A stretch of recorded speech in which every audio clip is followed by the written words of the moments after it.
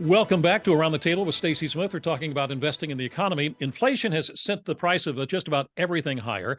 At some point, inflation should be brought under control. And once inflation eases, the price of some items may even go down. They're not going to hang up as high as they are right now.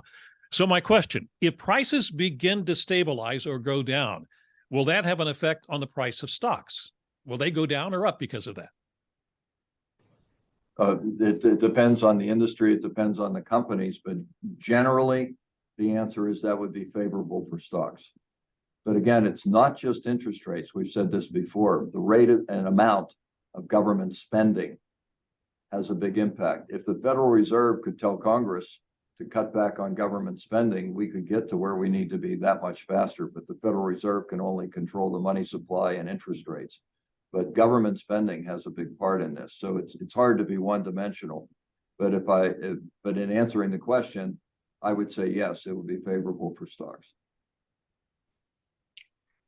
I would say it's really a slippery slope, because if you're a company and you're charging a price for something and now your demand falls off to the point where you need to lower prices to get rid of your product, that's not positive to your earnings.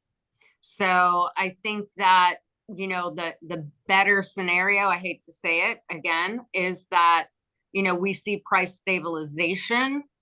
We don't want to, flip this thing over and get into a deflationary environment, which is not good for stocks. So, these things, as Bob said earlier, it's really like walking a tightrope, and that's what makes them so challenging. I want to add something to what Carrie just said, because I think it's important.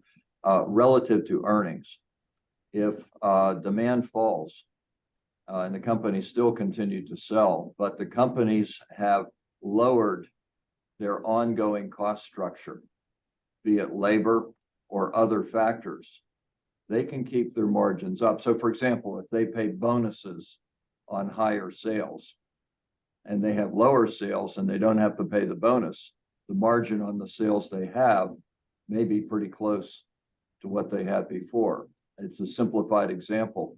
So I think you have to look at the cost structure of companies in addition to their sales, because that determines the margin. And that's where basic analysis. And to climb further into the weeds, this inflation that we're experiencing now is revolving around pretty much three things: service industry, which is doctors, lawyers, us, the landscapers, service industries, and it's also energy and food.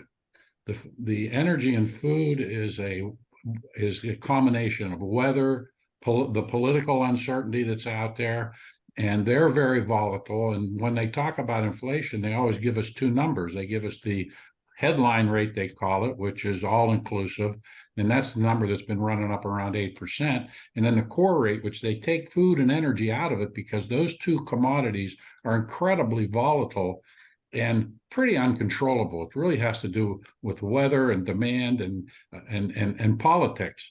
And but the core stuff like services and steel and cars, those cars have been going up as well. But those things have been going up because of supply issues created by COVID. So we have all these moving parts, some of which the Fed and the government have most of which the Fed and the government have nothing to do with.